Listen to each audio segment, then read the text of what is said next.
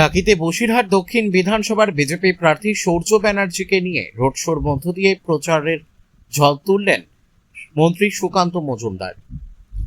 বিধানসভা নির্বাচনের শেষ দিনে বসিরহাট দক্ষিণ বিধানসভা কেন্দ্রের প্রার্থী সূর্য ব্যানার্জির সমর্থনে বর্ণাঢ্য শোভাযাত্রার মধ্য দিয়ে গাড়ির মাথায় ওঠে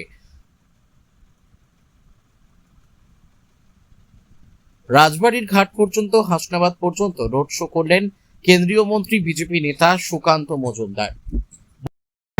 দেখুন, অত্যন্ত চিন্তাজনক ঘটনা, কারণ ফার্স্ট ফেজের ইলেকশন হয়েছে, গুলি চালানোর মতো বা গুলি চলার মতো কোনো ঘটনা ঘটেনি।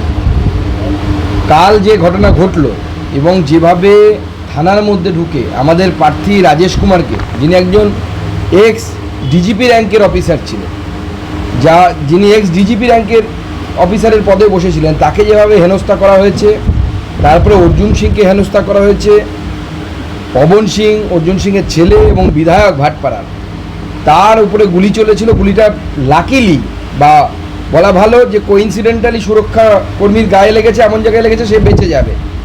যদি এমন জায়গায় লাগতো যে হার্টে বা কোনো গুরুত্বপূর্ণ অর্গানে, তাহলে তো তার মৃত্যু ঘটত। নির্বাচন কমিশন এত চেষ্টা করছে যে আমরা রক্তপাতহীন নির্বাচন করব, মৃত্যুহীন নির্বাচন করব, কিন্তু তৃণমূল কংগ্রেসের গুন্ডারা যতক্ষণ থাকবে ততক্ষণ রক্তপাতহীন নির্বাচন হবে না।